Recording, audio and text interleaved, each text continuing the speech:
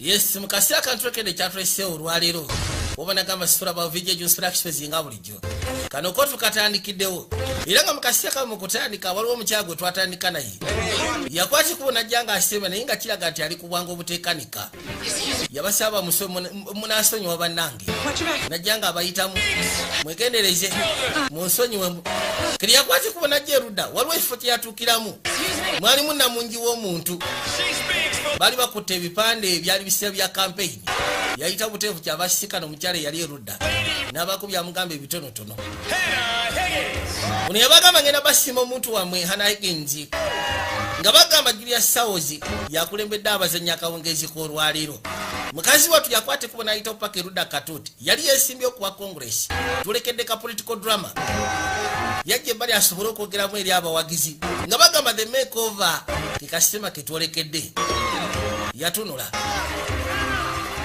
balinda kimu kumanya obululu nga bwe bugenda otambula yabagamba mwebale bannange mwebale okusya ku buwagizi bambe mumpadde obw'enjawulo lwa nsonga gwasinga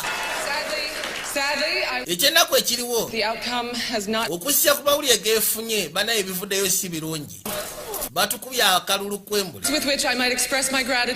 ebigambo bye nandiyagadde okukozesa okwagala okusima kwange amazima gali tebimala okusya ku maanyi ge mutaddemu nandala seya wange ate era nga ye campaigning manager wange ayitibwa Colin Pickling bamusimba obugalo mu kukkiriza kwange ffenna ababadde bagenda maaso n'okuvuganya mu kifo kino nkiwa tubadde twagala kukola ku lwa bulungi bwa ggwanga kutaasa bizibu abantu be bafeesinga era kyekibadde ekigendererwa ky'okuvuganya mu kampeyini zino nandiyagadde okukulisa bwe mbadde nvuganya naye Mr. Wade Bradbury mwebale nnyo bwamaliriza okwogera n'akwata ekkubo n'avaayo kwe kujja ng'asembera manyi kwegamba katonda ba abazungu yabakola mu ngeri ya njawulo bw'oba omukubbi akalulu asiima tebalinga bano beewaffe bamukuba akalulu n'ayogererawo bannaye embwa etubbye saawa yakwecyanga wokotuwaka n'ebisigadde keri yajja erudda basobole okugezaako okwekkaanya ebinaayogerwa ku tv nga bagamba munnaki abamukubye akalulu kali nekyewunyisa eyali amukubye akalulu mu kaseera ako musajja yali akola ku tv ng'aweereza mbeera ya budde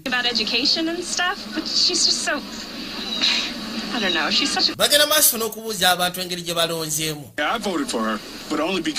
nze namulonze lwa nsonga oli omutumaafu aweereza embeera y'obudde yabadde mugwagwa nga sisobola mu akalulu kange kati ekyewunyisa tiwali ayogera ku ngeri nakyala buli omu ayogera bya kisiru mukazi waffe n'awulira ng'afa katonda wattu waliwo yatuuka kisira n'agamba nti ekizibu ekiri ku mukyalo yeefula nnyo najjaaka yeefula nnyo omugezi yeewuunya n'okwewuunya Wade Bradbury n'atera okugenda maaso n'okwa victory speech yetu girabye olowooza waliwo ekiyinza okwonoona embeera okusyanga bweri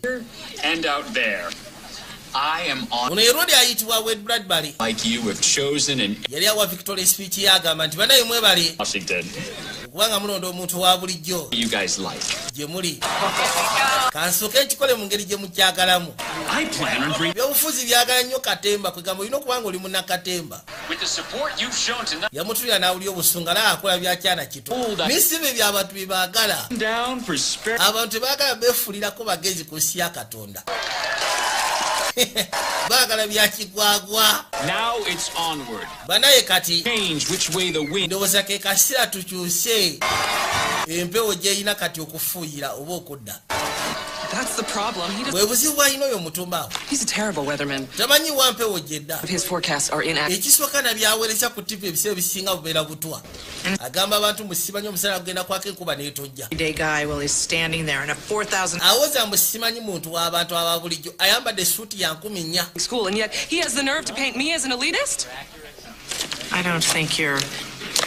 sikiwa nti speech gye wamu ka debate erina kye yayamba gwe simanyi kyoyogerako kati waliwo bali mu ka debate Rodi n'akola statement nga gurama mufu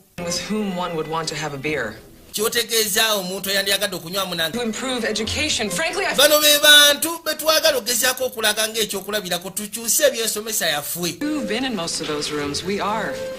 Wish I had your problem. ngamba kale singa nalina ebizibu by'oyina nga ndi mugezi Seems everyone is a buli omu kirabika yeefudde munabyabufuzi kati abitegeera Beer vendor. jasize etambuza mwenge ogambye ki I'm just a beer vendor. nze etambuza mwenge Beers, kegs, and such. Pick gamba tambuza kureti ng'ogasseko n'amacupa hand out samples here and there. ne sampo zimanyi ozitambuza wano ne wali I do believe he's trying to communicate. ndowooza ayagala kwogera nange oyo omusiru Likewise. I think gwe weeyisa omugezi in the kitchen, it's kati onagera okuba nga kirabika bagenda kugjamu olutalo Pleased to meet ya. nice. ye gwe eriyo titi buterevu Mr. Doolittle is trying to say is that mr dulito kyagamba nti atambuza mwenge I suppose I kyonna kirabye nti atambuza mwenge kati kinga kizaawa Take your tunulira bulungi nnyabo gwe yeefuula omugezi last laugh here. omanyi ani aseka nze lwansonga nalonza oli omulala Irish, but you don't seem like the kind of guy that would. nze twondabikira muntu asobola kera ku makya n'osanyusa muntu I don't pay. embeera zo weefula siriasi weefula nnyo wakabi come to this. kituuse ne ku kino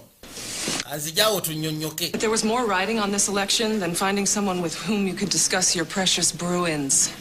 wandibadde ogezaako kimanya nti ebintu bya elections gwe biba bikusukako wandibadde ofuna omuntu mwagonyumya naye emboozi ze World. Now we're ranked 33rd. mu biseera biri ebikadde ensi yaffe yali ekulembera mu byobuyigirize wabula katukwata kifo kya 33 They're elect weathermen to Congress. mu kifo ky'okulonda omuntu ayinza ofokasinga ku kigenda ozimba eggwanga The tat. mwe mwasazeewo okulonda muntu aweereza mbeera ya budde Maybe we should just wallow in our demise. ndowooza kyekyo tuteekeddwa gezaako kumira mbeera zaffe Poster boy. ekyo lwaki ogenda kubeera ku mbeera eyo ey'okuweereza omwenge So you know the Bruins ain't basketball. babruni sebo tebali ku saidi ya basketball bali ku hockey Sports teams represent both. ali siwandibadde omanya sports team ezikiikirira ekibuga kiwandyagadde okukiikirira You are. leka kwefuula mugezi How poorly you speak, but how unnecessarily poorly you speak. kwegamba sinyiiga nti oyogera bubi In an effort naye byoyogera okuba nga tebirina makulu spoken as anyone's. omuntu nga gwe singa omunyungukamu nawe osobola okwogera ebizimba musaatu bamulangira I suppose this means we're calling. kamugambye engeri gyoyogera embi sigifuddeeko wabula byoyogere bye bitazimba He's talking. bye binyiiza singa omunyungukamu oba osanga wandiyogedde ku birina amakulu nga bagamba david walton genda kubeera mu sinema kati mukazi watu yakwata ekuba okudda eka wabula nga kirabika talyoke yaza amaaso eruda kyava alengera ne kaposita ke yakeetika bwetisira katwa munda mu nyumba ye ekimuluma kiri ekintu kimu kyokka ideas ze kubanga bazigobye mu lwakubanga mugezi kyokka nga zandibadde ziyamba eggwanga fokasi ye ebadde ku ya buyigirize amerika sibombo yali ekulembera mu kyobuyigirize wabula kati ekwata kifo kya 3 kiba kiraga tebakyalina buyigirize ekyo kikuliyetinga emisango okubeera emingi mpozi ng'ogasseko n'okubulwa emirimu nga bagamba francis fisher naye agenda kubeera mu sinema Frank, you know me. wayo frank wamma njogera bubi onono bamuvumye bimulumye What are you on, Hoopy? oli mulabe Wicked good.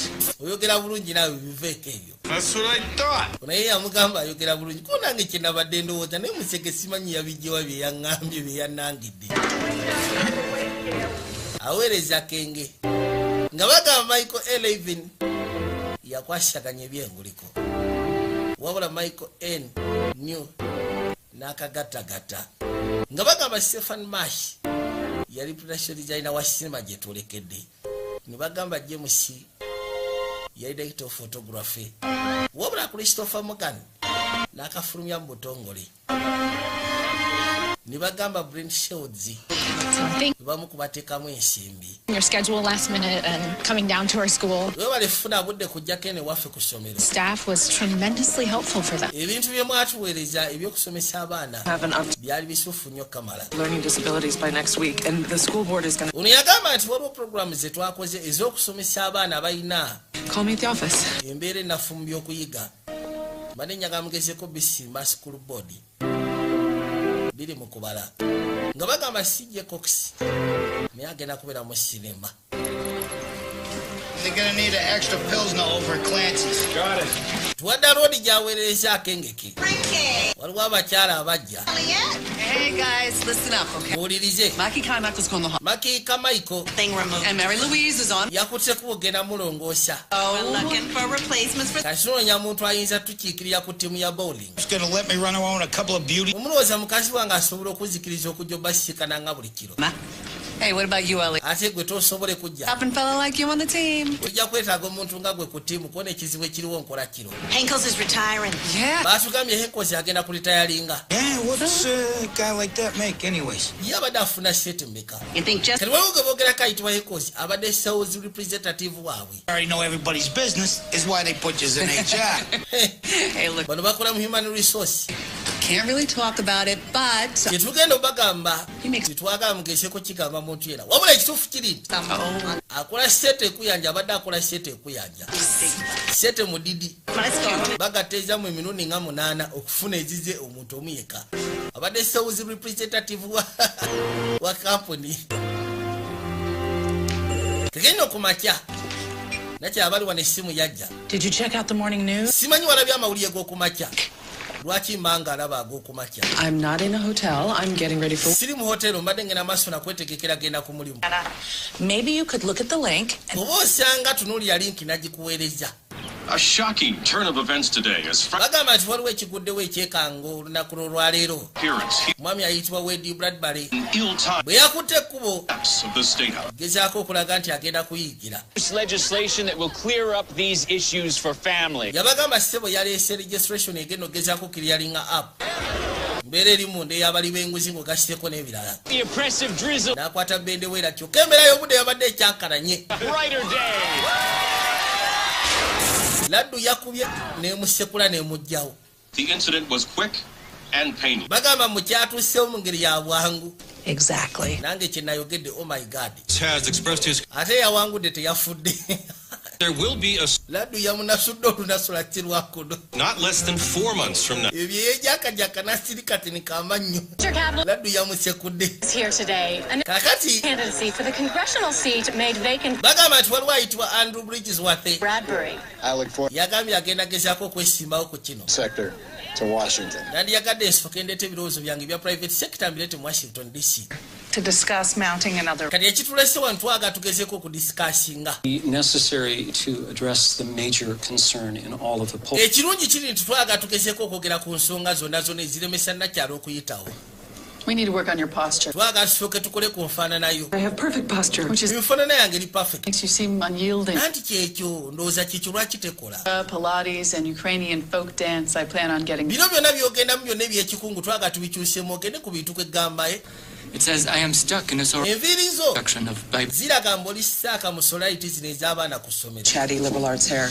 But our bigger problem is ekizibu ekiriwo kiri nti Are you suggesting I not be a woman? oli mukazi I don't think we can do it. koona olinga ngamba nti siteekeddwa kubeera mukazi In politics face a double-edged sword, ekizibu ekiriwo nti abakazi mu byobufuzi which is the balina engeri gye babatunuulira ebiseera ebisinga abalaba nga abatasobola direction you could be seen as hysterical or flighty. Another major problem. ekizibu ekira ky'olina yengoye ez'oyambala Image by putting you in sweater sets. twaga tukukyuse kuteke mu sweta sets Lost an election by 14 points. olinga ngamba nti naluzinga election by 14 points lwa nyambala yange You're currently ati nyambala tekola nayo tunoonya nsonga za kulemesa ayagala kudda kwesimbawo naye munnange So if I understand you all correctly, mbategeera bulungi nnyo bye mwogedde can win an election is by changing how I kati mulinga abangamba nti okuwangula empaka zino eziddako nyina kukyusa mu mbeera na buli kimu kyonna kyendimu nti buterevu alina okyusa enviiri embeera ze engoye zayambala into consideration. ekyo kansooke nkitunulemu Be in touch.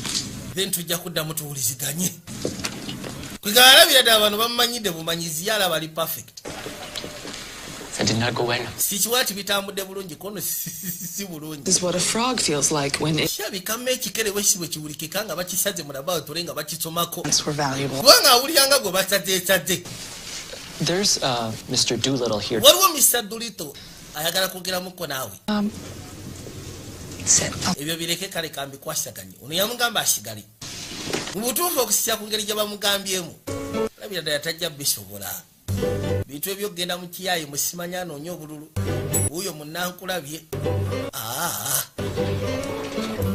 Hello? kaakati I'm calling Pickering. omwami ono yakwata ekkubo najja with something? Jule no institution bagamba nti ba providing ekyandibadde nga skills. Stop by. Ezikuyamba okuyiga. Hey, you remember? Education skills. Boy. Tozijukira nze oli atambuza omwenge. Was hollering at me about being a poster boy for the mice. Oh, yeah. I'm sorry. Nkujjukidde mma. Well, in a mood that evening. Oh, no, that was a rough night for her. Kimanyi ekiro tekyali kisufu eri nakyala. Not particularly, no.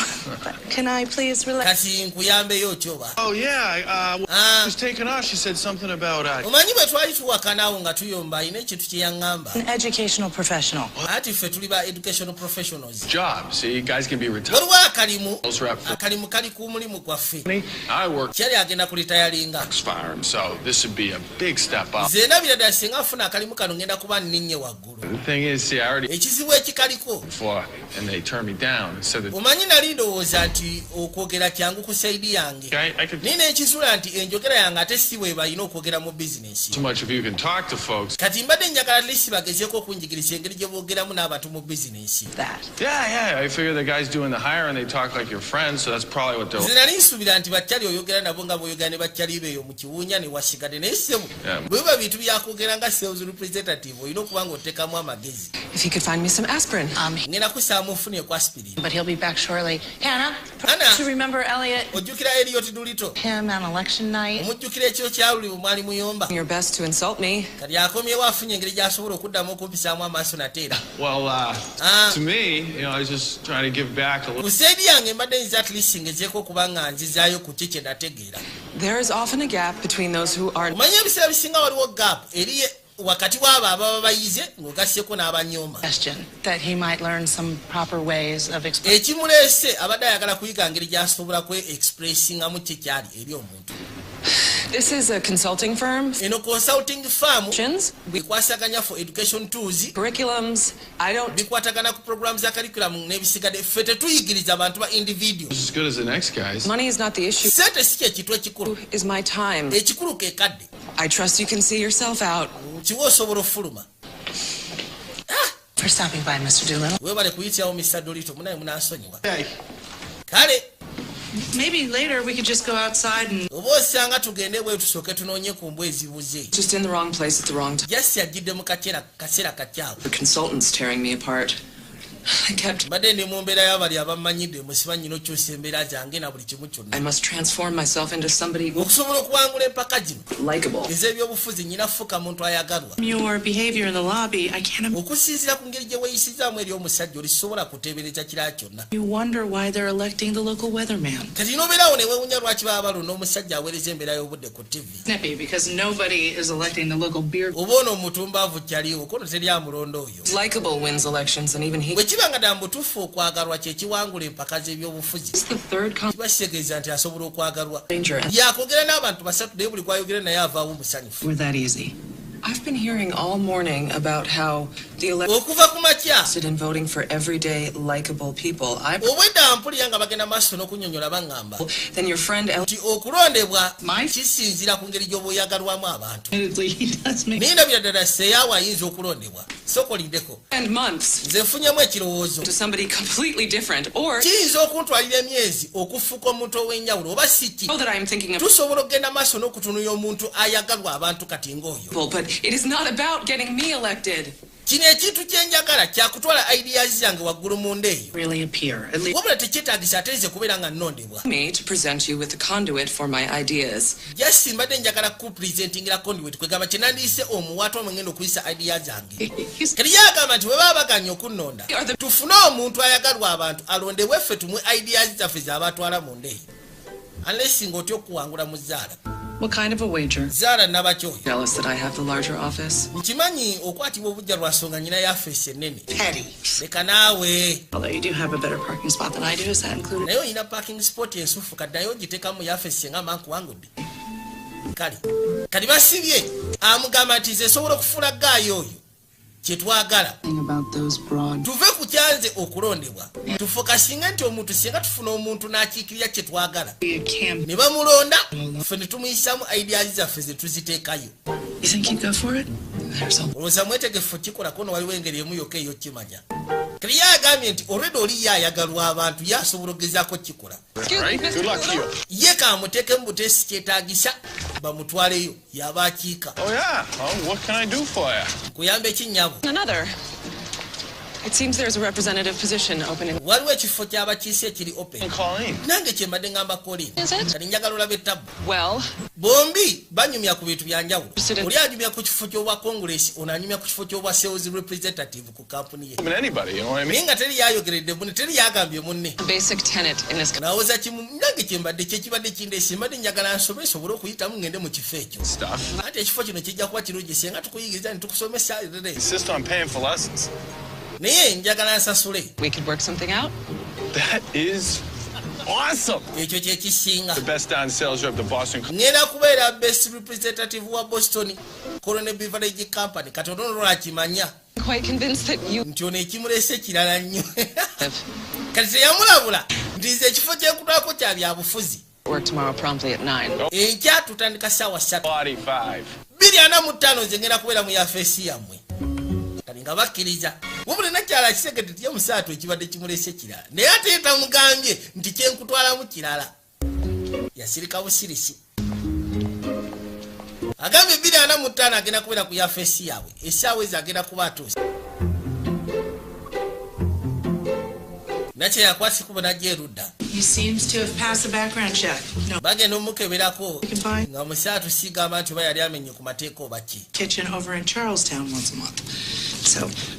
ate nga amanyi n'okukola bukyalitizi buno obwa layisi ono candidate musufu kono candidate musufu olw'ebirowoozo byo byoyagala omuyisaamu nina idea zange zenjagala tutwala mu Washington bwe baati basobodde kunnonda lwaki tetufuna omuntu asobola okulonda ebaffe ne tuzimuyisaamu yensonga yange nti kale nono teyamukayanya amakya amalungi ono alabika yasulana ku mulyango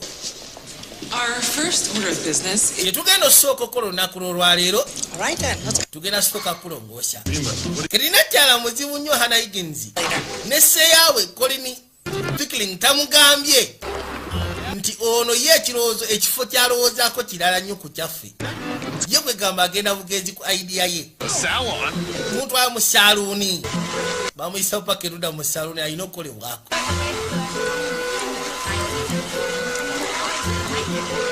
daba nno bwatunula saaluuni ya bbeeyi tagiyingirangamu bukyanga abawo yemweraka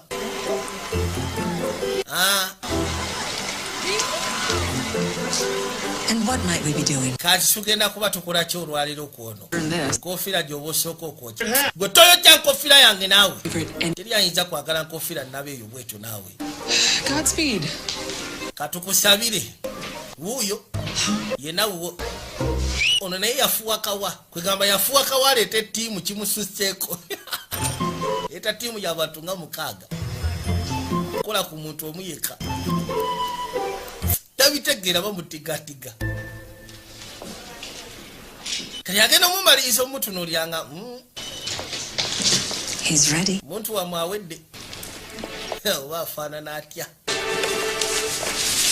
bagenda omukyusa nga tawombaoko kifasalira ono yabbula nabulyanga n'ebiga bimuweddeko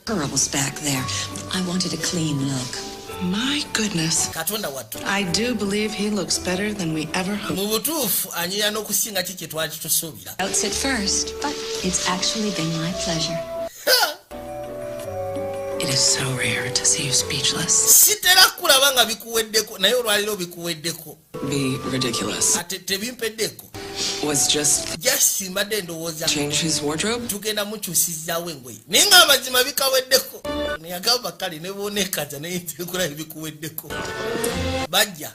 does your new haircut? The neck feels like man, ensingo yange linga katofali ka mwana muto sibitegeera. Tugenda wano. Yeah. It's a little bit. Nze muntwale mukalite gamesi munguze suti. Mwe mulozezo sete jina. Don't worry about it. We'll front you. Gotofayo. Tugenda kuteekamu. That we will get you this job. Tukiwabo n'obufunyo mulimu guno jja tusasula. Nze nyingire mundayi. Muyingiza munda muguza masuti.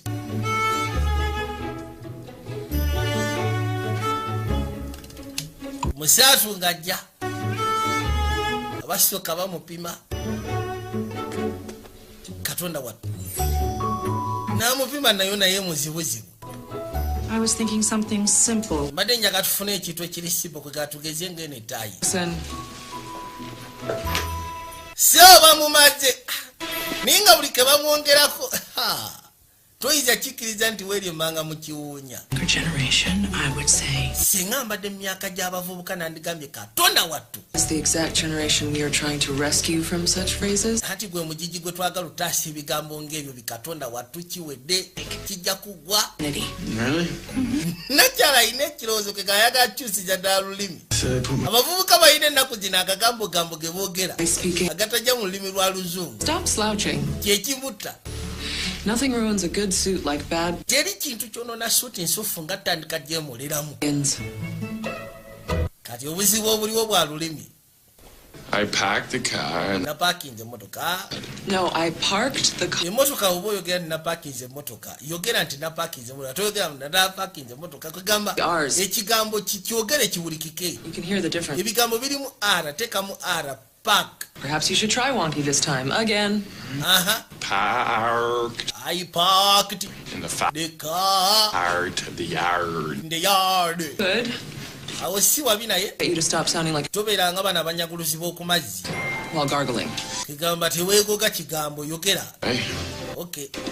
Well, Elliot, too little, is it? Elliot too little. Oje balugamba ki story ki. Nedda baba siwe batwe babuuza ba gentleman. Whomever you're shaking hands. Osekere biseera bisinga tomala gatomera muntu gogenda kwata mu ngalo. And ate ekirala. Rule may have changed. Etteeka erikyuse muliri nti bw'oba osekanya omukyamuleka akuwa omukono then oyoko ogukwatemu. She's not a bicycle pump. Ate tomunyeenya nnyo kwegamba si bomba ya pikipiki. I didn't know there's so much to a simple hinge. Nabadde simanyi nti n'ebyokwata mu ngalo birimu obujogoli. Quick quail crossing. Bamuyigiriza kwegamba embeera z'abasajja ba gentleman. Quietly called out quid pro. Bamuyigiriza Luzungu.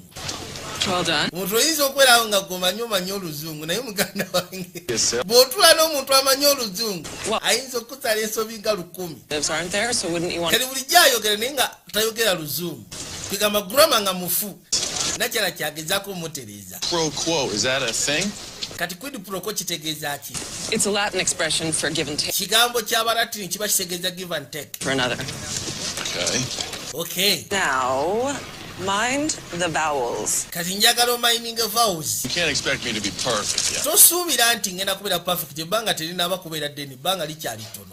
Okay, I know you're not guys. I mean, you. Kimanyi kale temuli ba guys. Onosonye okuyita ba guy mu ba guy. Well, no, you are, but you're a lady. I mean. Oli mukyala kale siganye ekyo kirinamu obuzibu.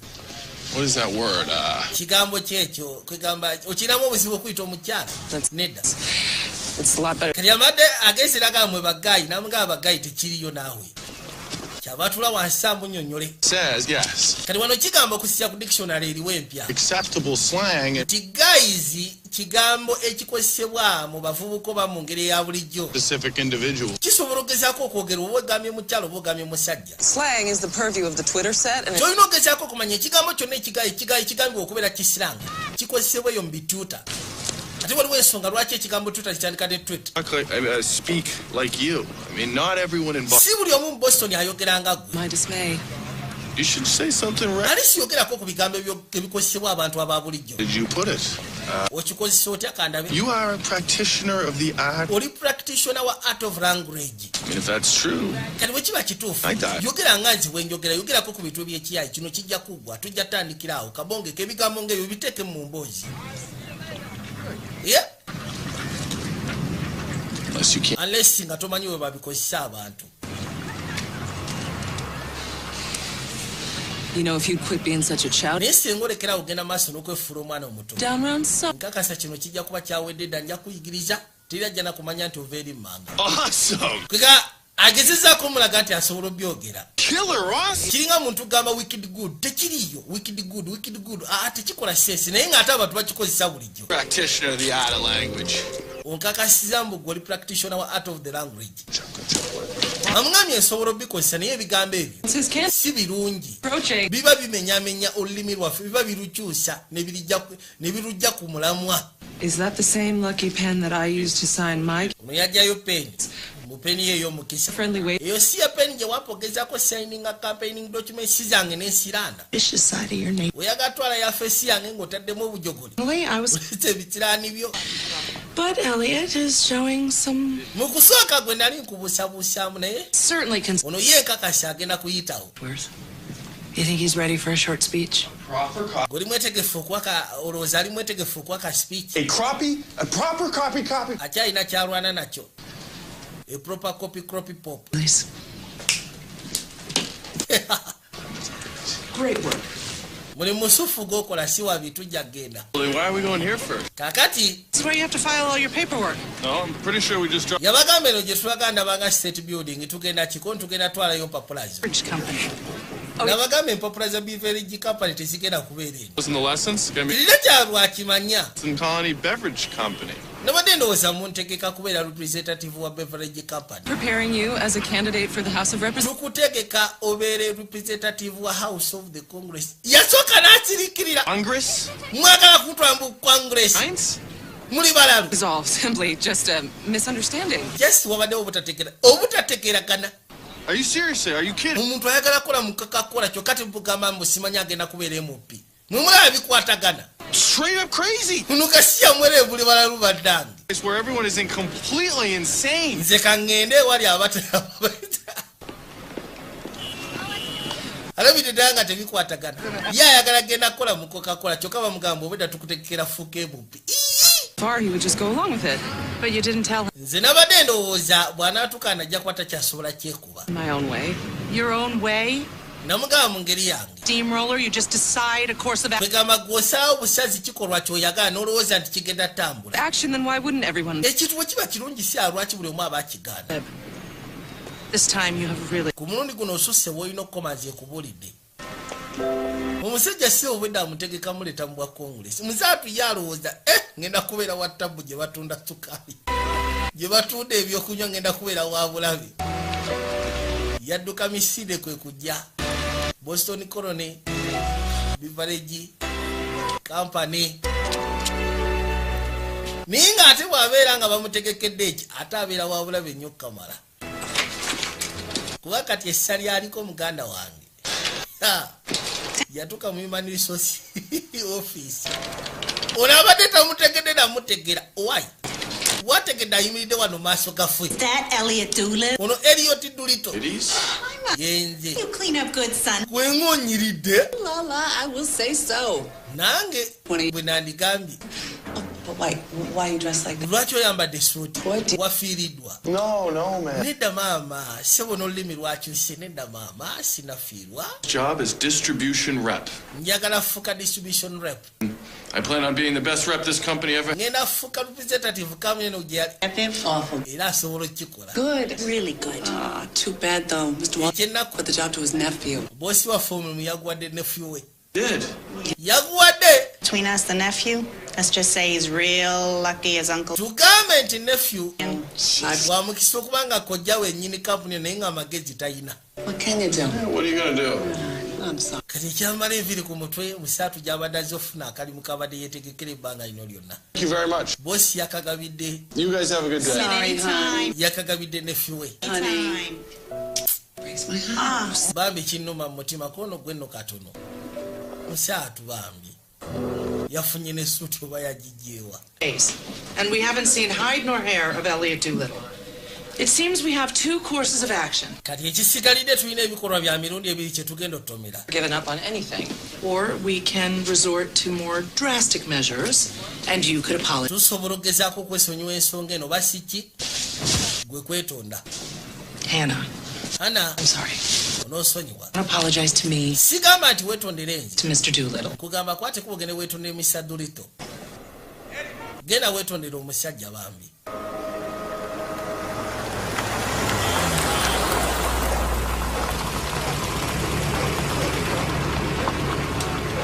Motoka yajja.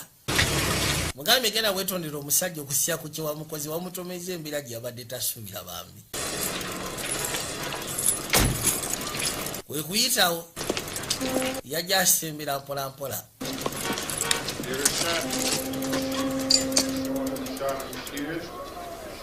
tukeruda n'asooka yeetereza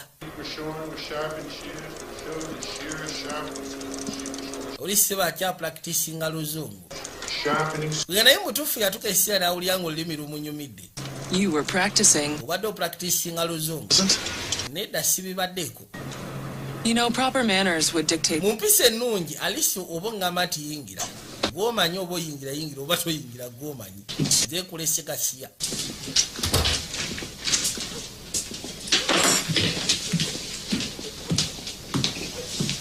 kati aze mwetondera alisi asobole okumuzza ku nsonga yawe. Cute kids. Oyina n'abaana.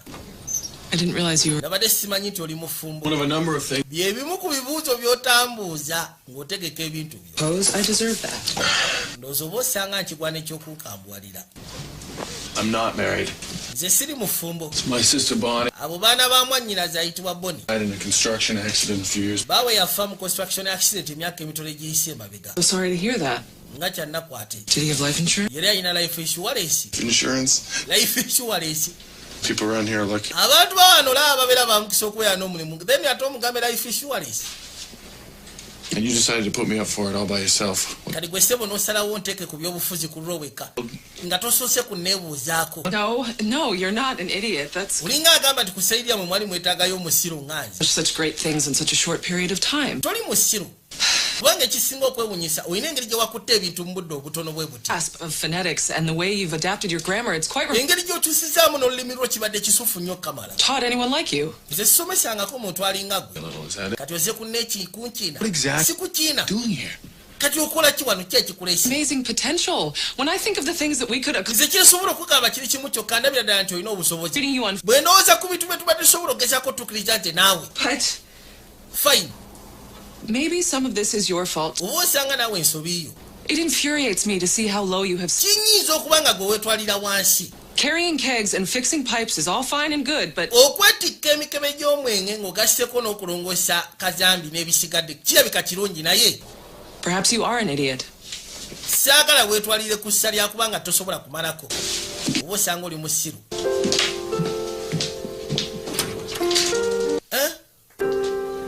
Alinga mungambye ssebo osobola okubeera emupi. Golooza ab'emupi balyaki? Bali emmere y'emu naawe gy'olya. Osobola okubeera ku wa Congress. Asooka abirowoozaamu.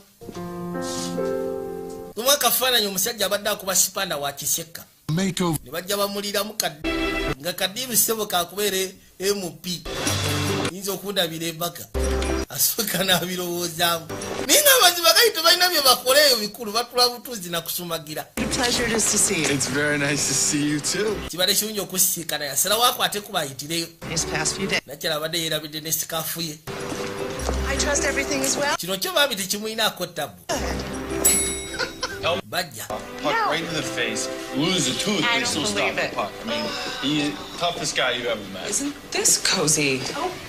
Kati ono yamusikana mu yafeesi Elliot. What a hat trick is. I really would. Abadde ng'agenda maaso n'okunnyumiza ebya hockey. Ask how's it going at the beverage company. I'm sure that. Bigenda bitya ku Beverage Company nkiwa omulimu baakuwa. Boss's nephew, you know how it is. Manyi munaye nagenda otuukayo nga bosi omulimu agugabidde. Oh, so this way. Wakika. Ekibadde kireese ekikulu kiri nti wakutte kuba okujja ewange weerabidde sikaafu yo yiyo. I was hoping that Hannah's badde ndowooza oba osanga ku ngeri gye yakwetondedde wakubyemu. Apology. Yeetonze. Interesting. Kyewuunyisa. She did say that I was infuriating. And then she said it was my fault. Yayogedde ssebo n'agamba munyiiza nsobi yange. Out of the house, she stated that I very well might be. Era bwe yadduse mu nnyumba yange n'aŋŋamba musimanyi ndi musiru. You know, language better than I do, but. Olulimi olutegeera okusinga nze naye mu butuufu awo sirabawo kwetonda. Is that true? That kituufu. Good fabric. Si bwe kyabadde nawe ebimu oyiyiza biyiyi. but you were supposed to go. Ne bwe ndowooza wakutte kuba ogenda kumwetondera musajja wattu Dolittle. Speaking, at the very least, it was implied. Alisi nagezezzaako okwagala okwetonda. You wouldn't even know what that word means if I hadn't been yajja n'ayomba naye. Your skull for the last 6 weeks. Even so, Elliot, you have come quite out of your way wama Elliot to return just a scarf. So nze nkiwa ovudde wala okuza obuza sikaafu. railroading you. Singa onaaba leka njogere. Would you? Wama singa aba akwetondedde osobola okikkiriza. Apology. Kisinziira ku neetonda. I say, Hannah. Anda kati. There seems to have been a misunderstanding. Kirabika wabaddewo obutategeeragana. Correctly, that you had enough information to make a sensible decision and join us. Era ng'amazima gali nti wasobola kufuna information emala Some of the words, kalimadde nsaba otwegatteko I'm sorry. mu bigambo by'oyogedde bisiikiriza ekigambo I'm sorry.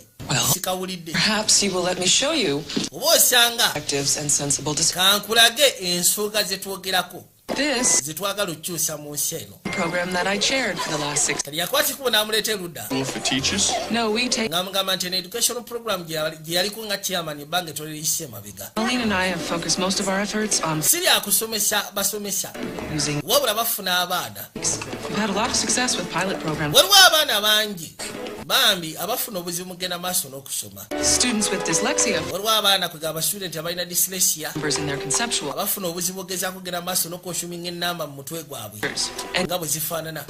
kati balina kye bayita puroguramu za kusomesa tools eziyigiriza abaana okusomesa. kati bano babayigiriza physically mu ngeri bweti bitu bibeera bya practical wano aba ali ku mathematics programs nationwide. bigayo ebiseera bisinga abaana bano kibawo obuzibu okuyiga kati ezo ze program zitwagala tusaasanye mu nsi yonna. People lose things. Yeah, tell me about it. lwaki wayagala okikola bwoti kuona abantu bafiirwa ebintu We found him in the fridge. nga sista wange yali asudde ebisomozo twabisanga mu fridge kono si ekyo Larger scale. njogera ku bintu ebinene This car, for bigala kati ng'emmotoka eno ng'ogipakinze wano stores stolen all the time. People lose their homes in fire. abantu bafiirwa amaka gaabwe mu muliro. Alarming rate. These major things in which we put such ebintu ebinene bye tuteekamu ensimbi zaffe nnyingi I mean, a lot of our neighbors have been foreclosed. naye baffe bangi abafiiriddwa ebintu bwe bityo. I guess. My mom passed away when I was 8 and mama wange yafa nyina emyaka 8. he taught kitange ye yankuza that the one thing in life that could yaŋŋamba ku nsi eno ekintu kimu kyokka mu bulamu ekisa kyotasobola kufiirwa kwe kuyigirizibwa. make it are so important. We give children something that can never be lost. obuyigiriza ekintu ky'amakulu nnyo era abaana tubawa ekintu kye batasobola kufiirwa. To Washington. kyekintu kye nali njagala otwala mu Washington DC. You would take to Washington. kyekintu kyensuubira oba osanga osobola okunyambako tukitwaleyo. tuze okuyigirizibwa. Do you really think I could do this? naye kolooza nsobola okukikola ddala mu butuufu. Elected and oza nsobola okulondebwa nenfuukira ddala congressman. nze ndowooza osobola. But the important thing is that you wabula ekikulu kya byonna naawe kwekkiririzaamu nti osobola. I hope you'll consider it. kansube nti ogenda kitunulamu olabe. Okay. kale Okay. kale You'll consider. kale ogenda kirowoozaamu olabe. Did. kale nzikiriza tugende nkiike.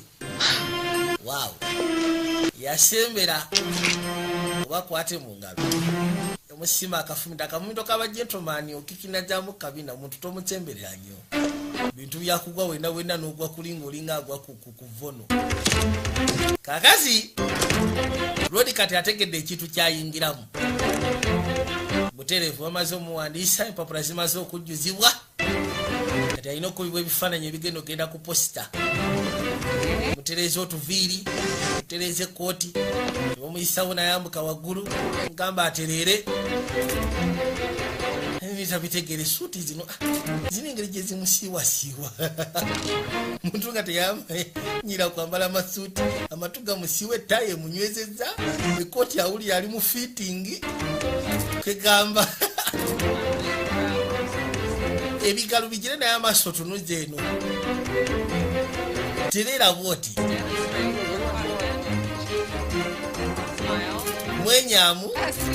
mwenyamu sekako yes ne bafuna kye banaateeka ku posita. Local man enters race. Hey! gagudde ku bakyalibe mujaweereza ka drink abaana bamusalutinze boyiga oli wakabi. abayaaye local man enters race. yeetaaga congression seat. amawulire senga gakuyita lokomani kiba kitegeeza kaweddemu. mulekeraawo namu. bw'otuuka eyo njagala ogamba aba commissions lwaki tebaafuna muntu atendeka Celtics netandika kuwangula mipiira gy'ebbali. bannange bano balina ebizibu naye ku nsi yakalo teri asinga kuba yalina bizibu bya kisiru nga muntu wawaati. yabawoza kibuku kyawe tekuliko nayikondo naye nga tewaliyo oluzzi. You know Mama's pills? Yeah. She been taking. Uno yajja n'amusika n'amugamba omanyi maama nga amakerenda gaamira Jacking up the cost. ennaku zino gafuuse ga bulabi abasajja bagongeza omusolo I think you're right. bagongeza sente kati yalinga mugaba bw'otuukayo ekyo kirwaneko boyi. I've reworked the speech for the PAC meeting. Kati speech twagimaze Pierce, eya pack meeting come see me. There's someone here to see you. waliwo omuntu azze okulaba Two with them myself. nange mwagala toli twemma mundabiddeko And waliwo nno omugenyi abakyalidde Is Ma? Why? You don't nze ni maama we temulaba nga tufaanagana ennyinda eyo ssebo you. kibadde kirungi okusisikana Colleen? Huh? Hey, nayitibwa Colin I come down so me and you can have us a talk, you know. kwegamba nenjagala nzije twogere musaaku musajja nje naawe Offer you something to drink? kufuniyo ekyokunywa And I'm have a beer. balina kabiya tiwali kabiya No, I'm afraid we don't. ekyennaku ekiriwo tetulina kabiya Make that coffee Irish. kati mulina kacyayi musobola okukola akaba irish Good then. kiba kitegeeza tewali kyengenda kunywa tugende twogere aya maama wa loodi gyabadde yonna awulidde mutabani we yeesimbyewo n'amanyako kajja There was no mention of his. bwe kaba nga si kajja then bufere we mutabani we tamulangako mu byabufuzi I'm Allie O'Malley, Doolittle, McLaren, Dabrowski. Ain't that? bano baade bamugaye ffe bwe twali tumufuna ne twamanya nti alina maama n'agabawo amannya Blonde here. obiti yamuteeka wansi w'emmeeza katonda wa What's the racket you're running? kati mwagala kubba ani Racket? kubba No need to play coy with me. So saagala mwefule bagezi folks give you money when you run for office. nkiwa ebiseera bisinga babawa ssente nga mugenda kwesimbawo So maybe you should. oba si kinga omusajja mwamwesimbyeko ate abawa ssente muveeyo Being his ma and all, I figure I'm entitled to power. kwegamba engeri gyendi maama we nakisudde bunange neetaagako omutemwa Unelected to Congress. jasi twagala agende ku bwa congress Cons. then mwagala longo kooni You get the kick kwegamba mwagala mumuteekeyo mutandike ng'ofuna kasente omanyi bakiika ne babawa akasente back money. We believe your son's candidacy. mutabani wo Actually, tukiwa nti asobola okukiika ayamba abantu you gotta be kidding me. musaaga He's always had more heart than. mu butuufu nakimanya mutabani wange alina omutima omulungi Might as well start with your. kati atandikire kuyamba nze It might be njagala kajja mubiveeko ebyo mumpe kajja weapons to start. mama ayagala kajja You could consider me a consultant on how to handle my kid. mukitwale nti kwegamba ninga consultant ku ngeri gyekwata mutabani banayo ono abadde aludde okulaba maama we naye maama wamumanyi si mwamu bw'aba agudde mu kintu kaggwa mbugu What's up? I get the impression you won't want me showing up at every. kirabika mwagala nzije ku buli kampeyini My biggest question to anybody: ekibuzo how they mu buli kampeyini abeereko come in zombie apocalypse, and that ain't gonna go over well with Elliot here. sikiwa nti ajja sobola okwasaganya mutabani we tayagala bintu bya zombi We discovered your Achilles heel. otya zombies I mean, Nedda. listen, zombies are unsettling. zombi But wait, hold on a sec. Are you gonna ye lwaki tugenda maaso lwaki muwuliriza maama wange zombies?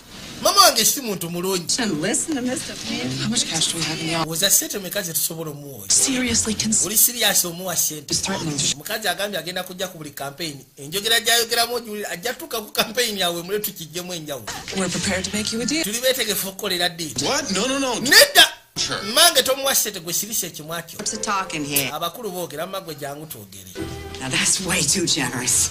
Eh, My money, I feel obligated to use it for something useful, like put it on the rent. I just want to go have. yamugamba ngenda soka nkuweyo alisi oba 10 omutwalo mugamba ogwo omutwalo ngono neyakule nti kati njagala ompeyozi okunywamu ne bakakyali ba Bad about. peyo at least omu kitundu Bargain, but you got yourself. kale siwali buzibu gumu kitundu ngenda gukuwa uzaala kujagaana Oh, back to the makeover. The most highly respected countries in. kati bakwatikubo ne bajja loodi yalina okuwa speech eri abo abagenda oteekamu seta abagenda okubeera emabega we Oh yeah, okay. No, that's easy for you to say. Relax.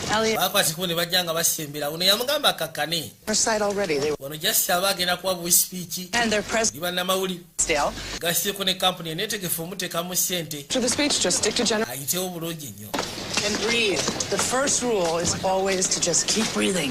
etteeka erisooka kussa gone from being one of the most highly educated ensi yaffe yava mu kifo ky'okuba nga ffe abasinga okubeera nga tuli bayigirize kati ekwata kifo kya 3 to make education a top. Ekikulu kyange nze bwe naaba nkutte ekkubo gendayo njagala ebintu by'obuyigirize bye manfula ensonga enkulu. That we guarantee that no child in our schools is denied access. Tulina okukakasa nti abaana bonna abali mu masomero teri agaanibwa genda maaso na kuyigirizibwa mu ngeri yonna esoboka.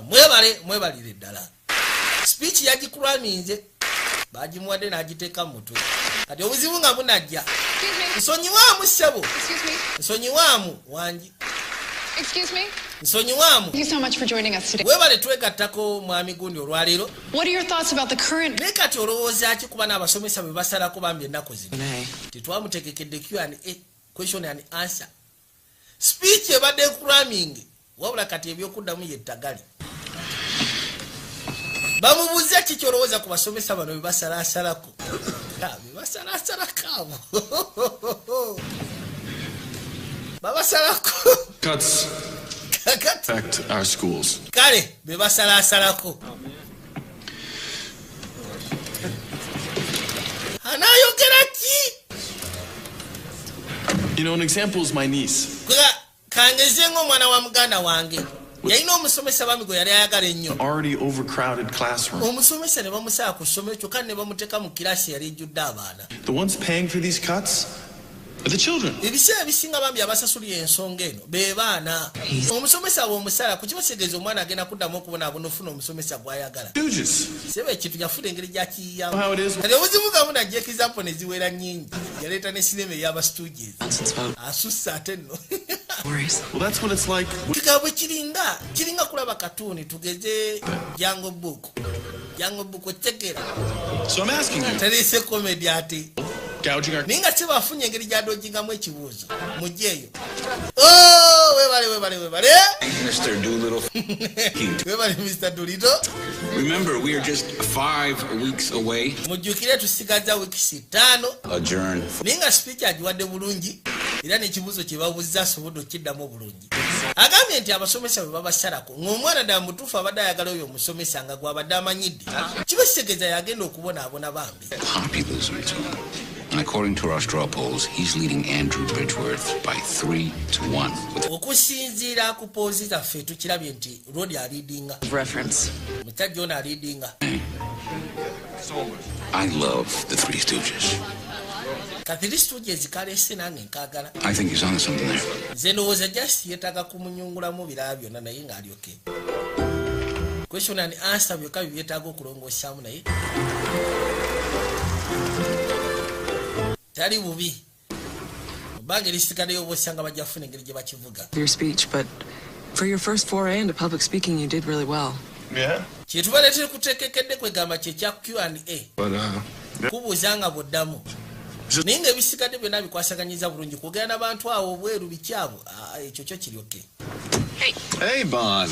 Kali abali wano waliwo eyajja ono ye sister wayitibwa Bonnie. What about, huh? Ono ye mukyala bulijjo gw'oyogerako. Hannah, allow me to introduce you to my Bonnie. Njagala nkwanjulira ye sister wange ayitibwa Bonnie. Pleasure to meet you. Kibale kirungi okusisikana munnange. It's all mine. Scooch, you want to do Gwe Scooch, mani ngenda kusaba ogenda osooka onkebereye ku mwana wange. Little League Badness, man. Amuyise Scooch. Scooch? Akuyise Scooch kwegamba nickname. No, see, it's from when we was kids.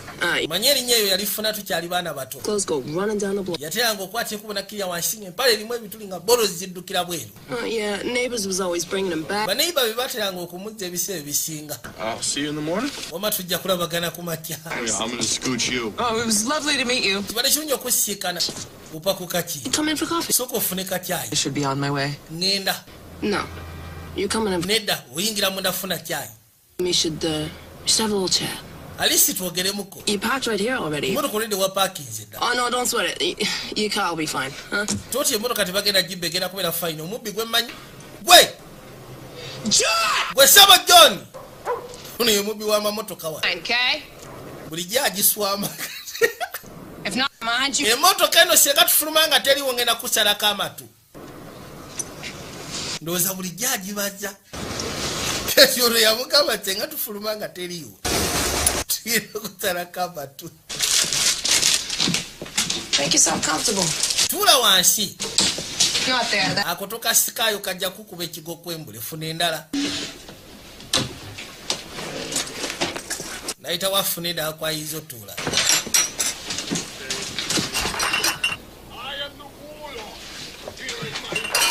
Kiri abali wanawulira.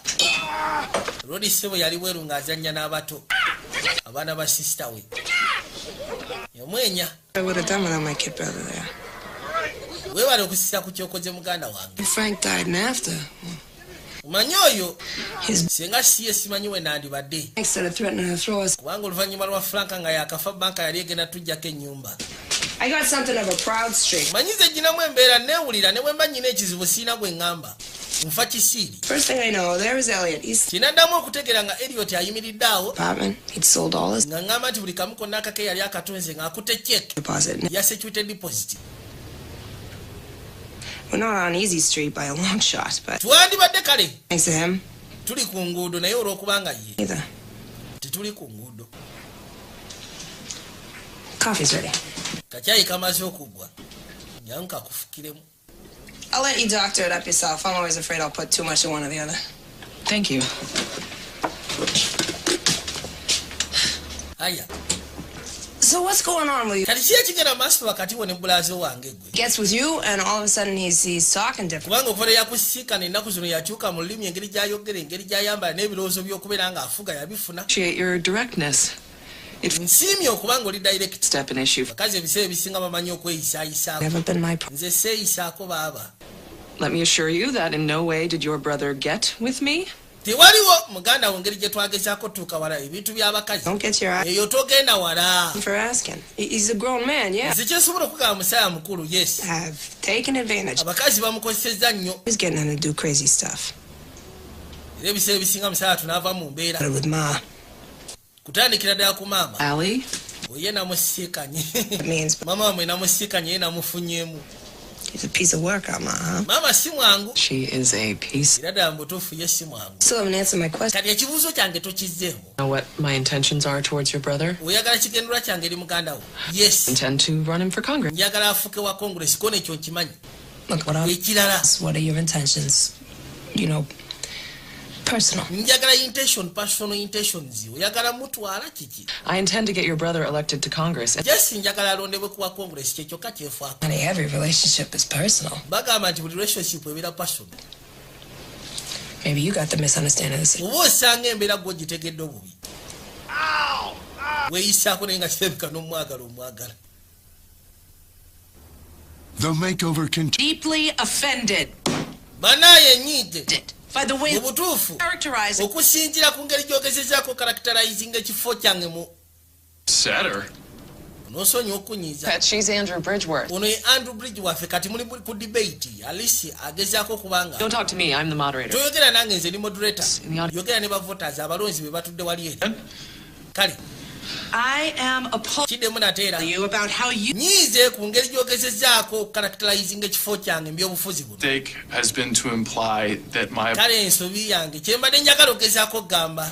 Because frankly, amazima gali nti vague political platitudes, I've yet to hear Mr. Bridgeworth. Okusinziira ku political platitudes. The matters that we... Omwami ono talina kye yayogedde kigenda kuzimba ggwanga oba kigenda kuyamba abantu ba nnaku zino oba abantu abaliwo ennaku zino.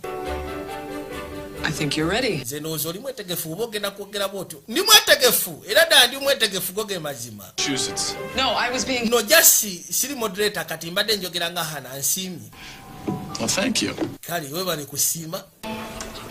Bakirabye okusiira ku ngeri kati gy'ayogera mu kirabika ajja kutoba n'abasajja. Asobola okuexpressinga kikyali, asobola okureasoninga engeri eri political n'ebirala byonna. Galolabi. Kati kampuni yaabwe balina eno. Wow, you're really serious about this. Bamanyi okwasikubo ne bajja bazanya bowling. Well, you're referencing, this is what we do. Ati okusinziira ku gwe engeri gy'osobola ogezaako kinnyonnyola munaye ekirofeere kye tukola. Do you know how many feet have been in there? Relax, Cinderella. Ogenda kwambala zino engatto kono manyi ebigere bimeka ebibadde mu ngatto ezo kono kakkana. So, bazikuba spray. take your shoes. Ati wandibadde ofuna engatto zo. Cameras. tulekere. Thank you, everyone, for. Banaye mwebale mwenna. I really look forward to hearing your thoughts about what. Kwati kubo kubanga muzze wano. Nimwetegefu okuli ebirowoozo byammwe naye mu kusooka njaga tusooke tunyumirwe. Nakuzosebo yafuka serebu wano yajjanga mbaseyabe naye nga teri nnyo biri awo n'olwali nga lunene naye kati olwali lutono nakyakwe kujja leka kulage bw'okakwata n'okulira kisingo kakwata bwoti gira ekiwato tokikalubya nnyo bwenno aya kati twale nti twala yitawo buyisi paka wansi uli bulungi nti butereevu mulengere akapiira kasigadde kagenda nnoko kakuba bonna wasigaddewo kabu nako sebo ne kagwa butereevu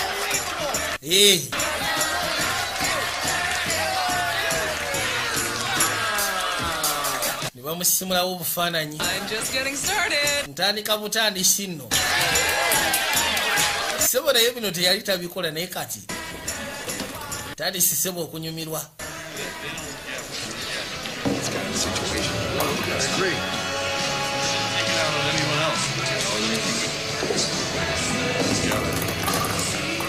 Right to me. All right, thanks so much. I really appreciate it.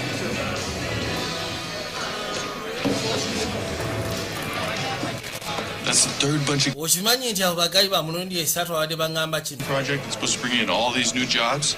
omanyi eri projekiti bagamba ey'okuzimba oluguudo ey'okuleeta emirimu empya mu kibuga which is owned by Andrew Bridgeworth. kampuni egenda okukola enguudo ezo okimanyi ya Bridgeworth kibakitegeeza agenda kuleeta abantu betagenda kukozesa ku bantu ba ku kyalo I thought tonight was very ndowoozezaamu bwe kyo kyolwayo kibadde kisuufu nnyo kamala and concerns with me to Washington. era mwebale nnyo kufaayo For your support. mwebale nnyo buwagizi bwemutuwa Last year you lost a bid for the same kati nnyabo omwaka oguyise emabega bakuwangula mu kifo kyekimoyo road kyagenda okugendamu campaign instead of being a candidate yourself. Each one golowooza kijja kuba kisingako ono singa yagendayo mu kifo kyaggwe exactly the kind of anti buli omu naye abeera n'ebisima bye ayinza okuba nga yalina ebisima birungi okusingako nze naye nga ffena kyetulwanira kiri kimu kyokka It was already going viral. kikyoyogera ka vidiyo ka aka bowling lwedde katuuse dda ku intaneti ati olengera katonda wattu all of my life I've been involved in education. obulamu bwange bwonna mbadde neesibye mu bintu by'okusoma kusomesa Educational, then as my colleague Elliot naye olwaleero teri kintu kinsomesezza nga kino ekyoggwa wansi yewunya okubanga asobodde okuwa speech kwegamba ng'eryoke okusinziira ku polling numbers ziraga nti tukulembeddemukko munansonyiwa kasito kenkwata essimu but it looks like men over 50 demographic are lead narrows. Yes, they do seem kale his biggest supporters. waliwo gwayogedde naye ku ssimu naye ng'alesibeka si birungi yadda To leave for an hour or two. balengera sooka ntambulemu essaawa ng'emu oba bbiri It's just a family thing. bino jasi bintu bya famire munansonyiwa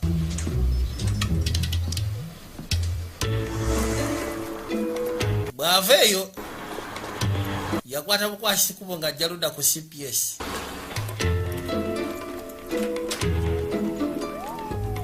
kumbe oli gwavuganya naye yafunye ekisajja kimutambulirako yafunye bano ba private investigator bageze kunonyereza ebimukwatako ebikyafu maama wadde bamusibye bwe ssebo bansibye nnyina akajja akange ngenda kabala nzooza sigenda kabala ngenda kabalira wano senga tegibaamu obuddeko ofiisi alengera n'asooka bala n'abala akajjake n'abala akajjake I don't want to hear about no more altercations. kanswe togenda kuddamu kuleeta mitawaana ku restaurant Eyes. Ain't that what they always say? Ma, maama punched a joke. wasekudde joki Done the same. naawe wandikiko omukyala namusibiddeko sente zange embalaasi oba yagivuze agizaawa kati nno yakubye omuvuzi w'embalaasi lwasonga yamusibiddeko sente ze ebamuwangula ye yamulumye ng'amukuba ŋŋuumi ate gwe ngenda mpola kuba tuyinza okwatikira wano Ma, settle down. maama kakkana gwereka munyige Get your stuff. All right. manyirani. Hey, see if you can keep her out of here for kakasa mbalisti this time. Yeah, right. kuluna aberewe myezi mukaga naye banaye tukoyo kubanga mulekazi atumula ku police kwate kubona amujjayo mama ine mpaka sisi zibamwe yazitwala muzala kumbe kino ekyami kirina ne kamera kibiri kodinga byonna. Thinking about voting for Elliot Doolittle? Bwemamba de mulowooza ogezaako okulonda omwami ayitibwa Doolittle. Nina basaamu kyesonyiwe. What is he talking about? Elliot Doolittle is not just Elliot Doolittle. Elliot Doolittle maintains an ongoing relationship. Balina connection ku family, kwega alina connections ku bamenyi b'amateeka. Family to Congress. Bumenyi bw'amateeka. I'm Andrew Bridgeworth, and I approve this message. Bitibwa Andrew Bridgeworth. Era nga ngezaako ku approving a message eno. Positively libelous. And second, how is getting arrested in keeping with our agreement? Kati oyo mukyala. I want my $150. Ekyokumusiba kikwataganirawo ku ndagaano gye twakola obutatusiranya. Njagala sente zange. And all the statements we've made in our ads. These accusations. Banaye okusya kusemeze tukoze mu advertise affe zonna ndi mabega waazo. Yeah, that too. Are you saying Lodi yagamba bya bulimba. Kigamba nti omwami oyo akuwaayiriza. Well, technically, no. Amaziba gali kale tampayiriza. The crime family part is misleading. It's ridiculous. Ekintu kyagamba mu famire yaffe bamenyi b'amateeka ekyo kyo kya bulimba kya bulalu. We might not agree with. Mulimu ebintu famire kwegaba byemukola nga abasinga tosobola kukiriziganya nabyo. No. Do I support my mother? Always. Yagamba decision mama wange zakola ebiseera bisinga siziwagira.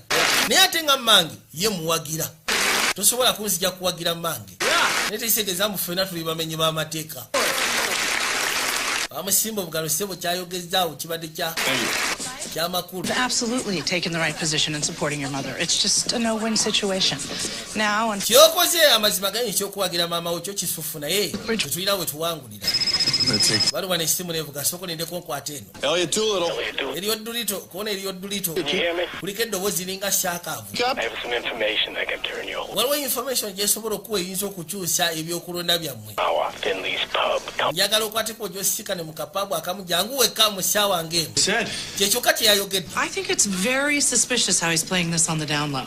Down low? Seriously? You're going to say that with a straight... Kyogamba ogenda kukwata ekkubo tugezeko okukirira ku ekyo. What it is. Nze ngamba kati omuzannyo gufuuse kiki eguli. The election.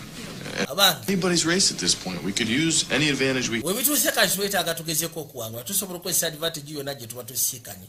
Nze kange ne siikano n'ankubidde essimu tulabe. Waliwo amukubidde essimu n'amugamba nti alina information esobola okukyusa ebyokulonda kwabwe. Yajja ku paabu gye baamugambye. Ero sikanira mu road.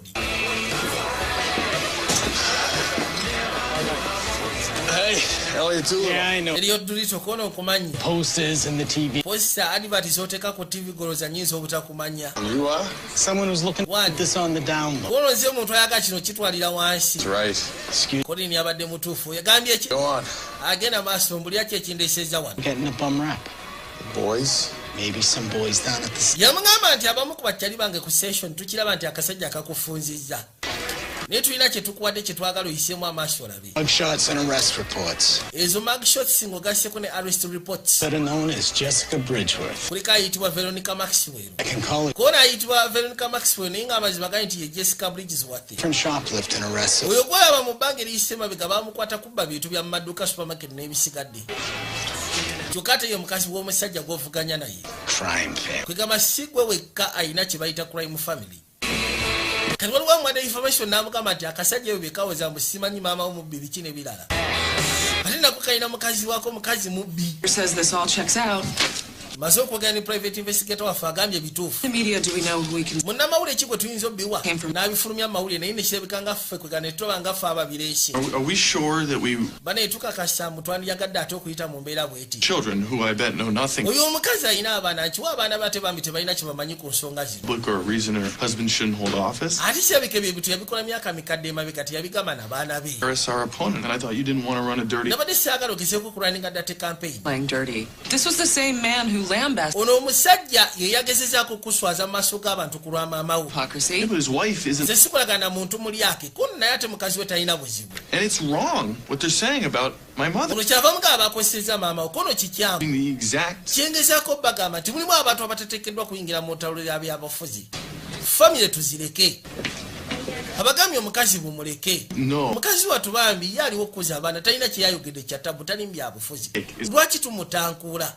Olwokubanga twagala okulumya omuntu gwe tuvuganya naye. Things are one way. It doesn't mean that we can't strive for something better. Olwokubanga oli yaleeta kino tekitegeeza muffe tetusobola kukola kirungi. All this information. Katuweka information tugikolere eki kubanga munaye nawe tutwala. Yabagamba bino mbiraba. Mujasi musule mukasasire ekyo mwe mukyesonyiwe. Kasita mukitegedde. Ne tuleme kikozesa nga advantage omukazi gwe tugenda tusula mu mukazi watu bambi. No, you guys. Kazi ayinza oswana anoonya ne wayita nga talabawo. I'll be back in bed, so I really appreciate it. Kati balina kozesa mumwa. Kutambula lujji ku lujji sikana muntu ku muntu.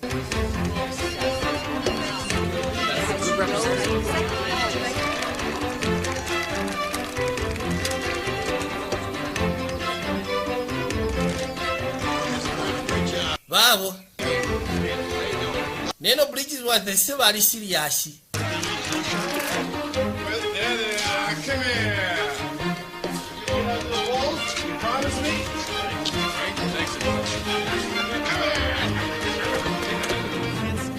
On the investment we're making in our children's future, we're 33rd in the world, right? Small Yekintu kyesibyeko by'emisomo.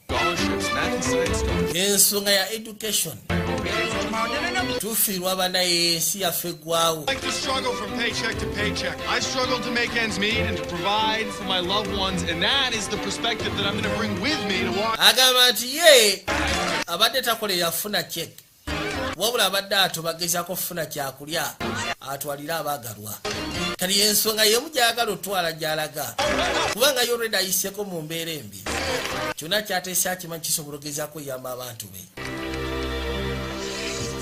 Nga wayisa akaseera.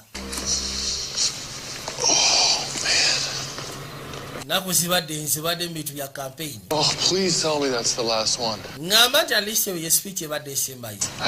Butereevu. I think. Nze ndowooza. Yeah.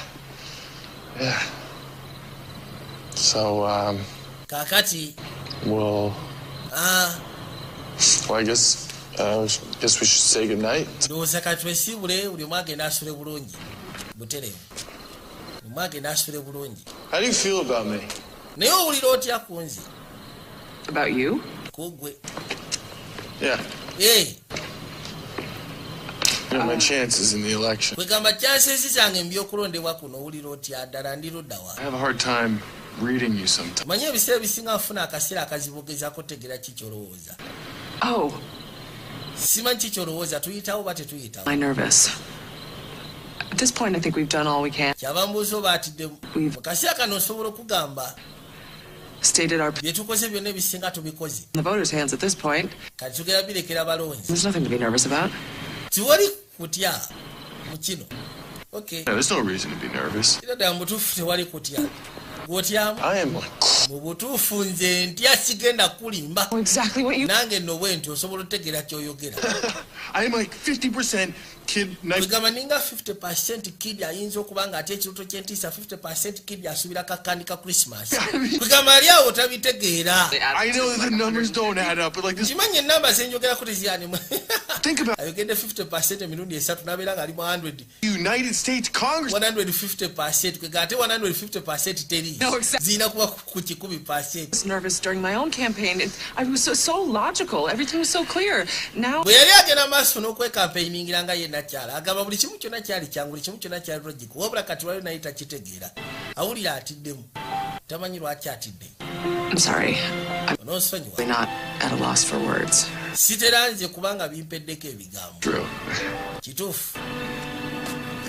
Hannah.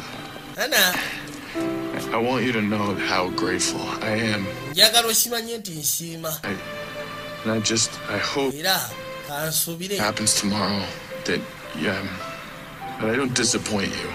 Ninaatuukawo enkya kansuubire mu busiikuyiwa eyo. Whatever happens, I don't... Kyonna kyonna ekinaaba kituuseewo tekinaaba kituuseewo sigenda kunenya mugeremu oba endala.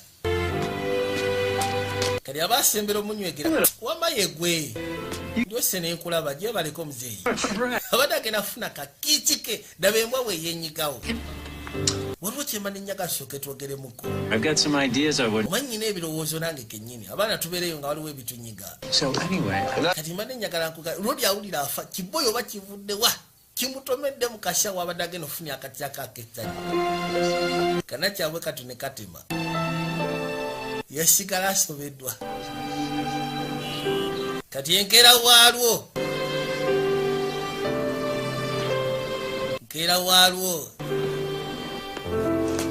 lodi yakwati kubo najja balina ogenda okulonda olwaliro. Oh, wow, you look great. Nyiridde. There are going to be photographers there. Atugenda sikalayo bannamawulire.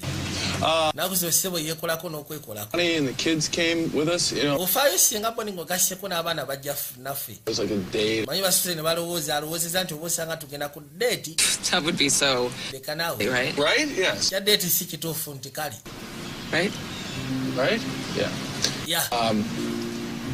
Okay. Kale. Guys, let's go. Boni, bwezingo gasseko n'abato mujje tugende. Hey, slow down. Nabo bagenda kulonda. Those are open all Take day. it easy on them. They're just kids. Right. You had my morning, you'd be yelling too. Hi, thank you very much. Buckle up. Yeah. Munyweze emisipi tugende munyweze emisipi bannange. Yes, 18.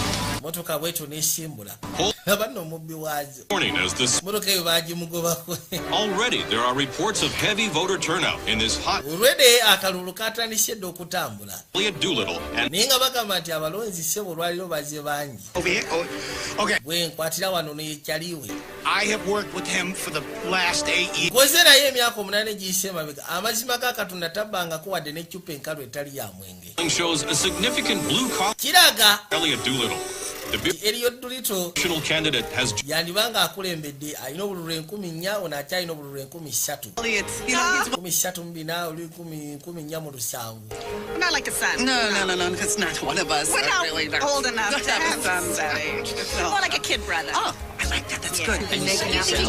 Akalulu sebo kafuuse akalulu. One time, I seen him juggle 3 kegs. Nze namulabako. Okay, they were mini kegs and then. Ng'alina bukeeke busatu bwakanyuga mu bbanga kati omanyi ebiseera ebisinga mulimu abayinza okuba bakyalibwe nga baagala kuwa n'oyitewo. Washington. Kati ate n'alukusulamu busuuzi. wider sampling of exit polls comes in. Oli bye yayogera. Seems to be taking the lead over Elliot. Kyaliwa nga ate tebamukulembera. 10 lulamba lwe bamukulembedde.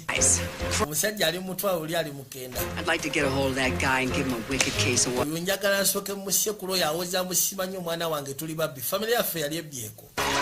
Maama ali eri yekalakata olwekalakata. Olwoli sebo yajja naye nassaayo akalulu ke.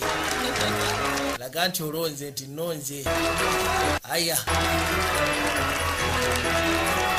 Familia sister weeri. Well, Keith, for those of us on the ground here, the race is still too close to call, with Doolittle now moving ahead of Britt. Kale ate Rodi Elliot gets elected. yagatako obulaba butonotono. Oh my God, we're gonna Nze ekiwawa Amaliya bw'ati tulina okujaguza. Tugenda kukola pate sinzigu, tugenda kunywa omwenge, omanyi tumanyi okunywa ne tugwayo ne tutamiira. With nearly 75%. Ate tebamukulembera. Nkugabe bakyaliwo babeereyo nga beeyogeza baagala bakuwanirize kumbe balukusuulamu. Buli aba agenda okukateekayo naga birimu n'okunywa omwenge oyo anaasoboka lekoti ng'akakyusa bukyusa. Kati akaseera nga kawedde twakwate kuba ntudde erudda. Musaatu bambi. Ekisuufu kiri nti akalulu ko baakamukuba. Yajja agezeeko okwogeramu eri abantu. Kalulu ko bakamukubye. Tell you how much I appreciate your support. Banaye ensiimye ku ngeri gye mutuwagidde. I'd like to thank Hannah Higgins and nandiyagadde okwebaza Hannah Higgins ng'ogasseko ne kyaliwe. Task of Colin Pickling through this entire process. Abatobye nga bwe basobola okumpisa mu process eno yonna gubadde mulimu gw'amaanyi gubadde gwa kutoba. It has been a thrilling journey. Olugendo lwo lubadde luzibuzibu. To be standing before you this evening. Naye nga ndi musanyufu kubanga nnyimidde maaso gammwe kawungeezi k'olwaliro. Nearly all the precincts have been counted. The precincts zonna ezisinga zibadde zimaze okubalibwa. Era nga kiyagamba akasejja katukulembedde. Congratulations. Naye opponent on a well-fought campaign. nandiyagadde okugezaako okukulisa gwe mbadde nvuganya naye okubanga tulanye bulungi olutalo. United States Congressman. Ayitibwa Bridges. No. Bridges Wathe. Andrew Bridges Wathe. It's okay.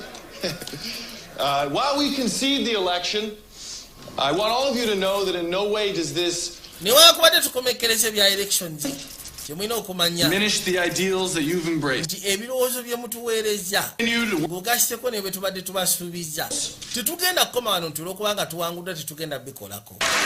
Amazima gani tugenda siga tubipushinga, tugenda siga tubigoberera. Tuyinogezako tukiriza byetweyamye tetugenda koma ku campaign. Abasajja bakuba campaign n'abagamba ngenda bakolera oluguudo lw'egundi n'aleeta ne tractor. Bwe bamukuba akalulu tractor ze n'azitumya. Mujjeyo tractor zange gasiya nze sina luguudo lw'engenda kukola. Naye se ne baba bakubya akalulu oluguudo lukole okite. Unabagambya idea tetugenda zita. Tugenda siga tuzitambuza. Thank you. Tugenda siga nga tukikomekereza. I don't know. I really liked Elliot Doolittle, so it was hard to decide. But bano bajja bageseko kwekanya bawulye ekyabatu kye boogera. To decide.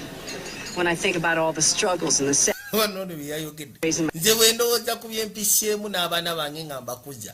Embwa n'ebeeri ne gambo simanyi ndi mubbi bannange. Who can I talk to about that, huh? Yeah, lwaki banjanya mu sinema nga ntobye. If he wasn't blood, I'd still vote for him. Because you are just not going to find a more stand-up kind of guy than Elliot Doolittle.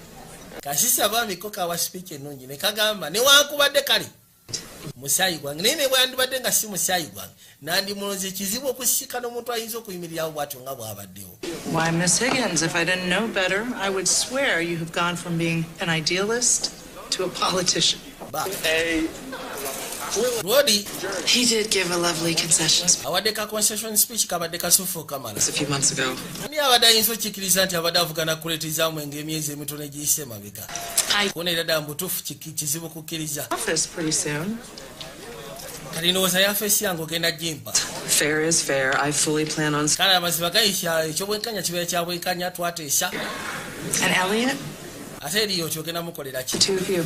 Oh. Mu ababiri storage. Don't be ridiculous. Kanaawe kutandika kwogereyo mu bufu ababiri storage. Thinking about how it's time to release our charge back into the wild. Really, how do you... Ndowooza kati ke kasiya omusaatu addeyo gy'ateekeddwa okubeera. Suppose. Kati baali bamwogerako awo. Let him run free. You think? Ndowooza mmutte agende. You could drop him off at a hockey game with a six. Nsobola okugezaako mudropinga ku hockey game. Terrible stuff. Kati mukwogera awo ate n'agenda ayogeramu ebyekisiru. Ngaliko agamba nti ono abadde talina makulu. Even in a basket outside. Ngeri gye babawangudde kati takyalina kyagenda muyamba. Byonna byamwogeddeko abiwulidde Rodi abaddewa. Abantu nga bazibu. Maze okukozesa kati akola. Bakwatikubo ne bajja kakendo nakyatakimanyi nti Rodi yamuwulidde. N'asooka asawukayo box. What are you doing? Okola kigwe.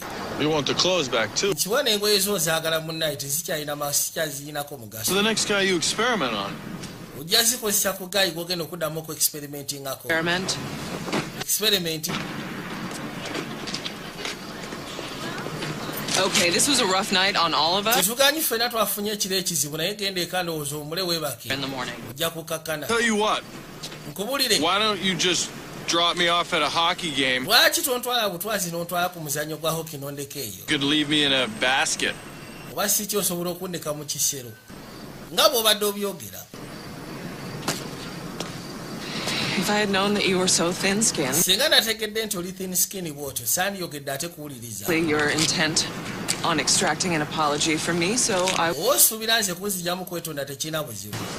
Deeply sorry. Kale nsonyiwa bwe mba nayogedde bubi.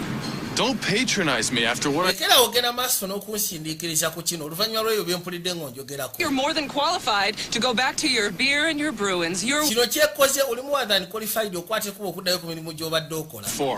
Kino saakisaba. My own family doing the occasional good deed downtown. Yali njagala ngezeeko tambulira mulamu bwange obwa bulijjo ngezeeko okuyamba be mbasobodde okuyamba ndabire ne famire yange.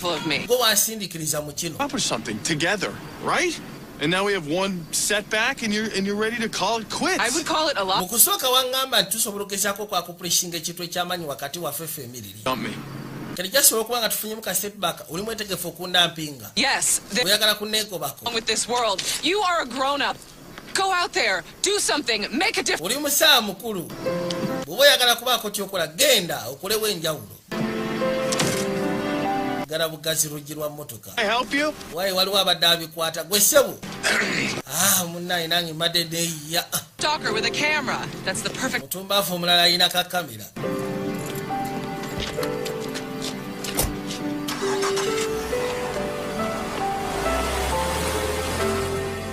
Bwe katyo kasimbula eggaali keeyongereyo. Akagambye bino gwe wabinteeka nze nali njagala funa kintu kyangu gye nsobola okukolera ebirungi ebitono mpozi mugasseeko n'okulabira famire yange. Gwe wansindiikiriza mu kino. You don't gotta fix the buzzer. She comes to see you, I'm sure she can knock like a normal human being.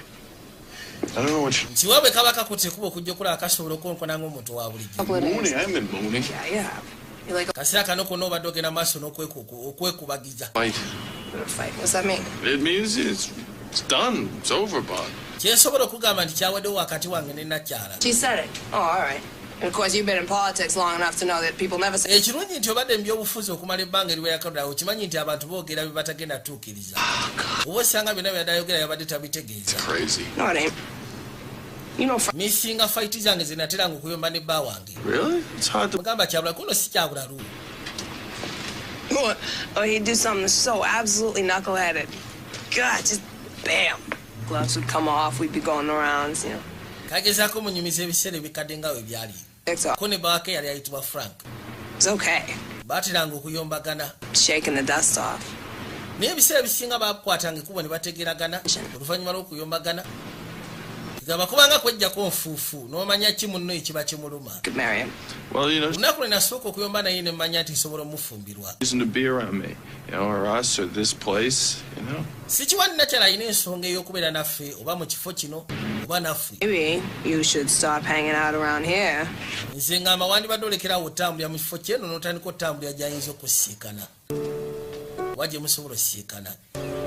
Kaliko kaakirabanga ddala mu butuufu. N'akalaavu newankubadde bombi beeyisaako naye n'akalaavu kalabika kaaliwo. Naye yanyiga lwa Nakyala muyisaamu maaso. Kikyoka ekyasinga omuggyako waya. Twadde eri Nakyala.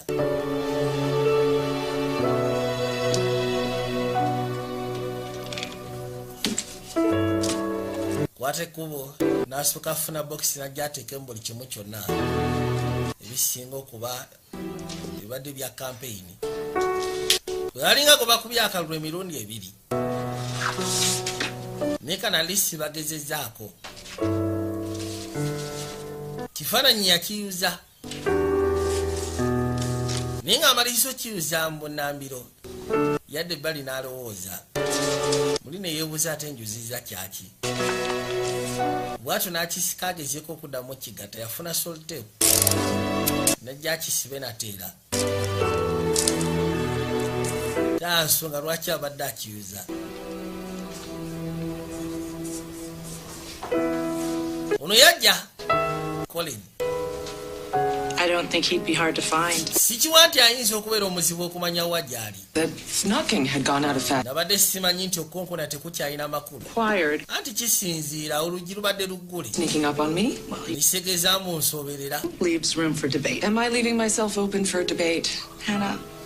Trying to start an argument. Nkimanyi akasi akayise mabega obadde onoonya woyinza tandikira kuyomba. Get all wicked smart with me. Naye tekikwetaagisa ate weefule mugezi gyendi. We're just trying to goad me. Lekeraawo okweyogeza mu lulimi olwo kimanyi kinyiiza. To defend the English language, but it is alive and well. Tukimanyi ogezezaako okwagala okudifendinga olulimi oluzungu luleme kwonooneka naye olulimi oluzungu weeruli terulina gye lulaga. We have spoken the last of it. Luno olulimi tulwogedde naffe lwetwogera lwennyini. You and I both know. Abasooka si lwe boogera.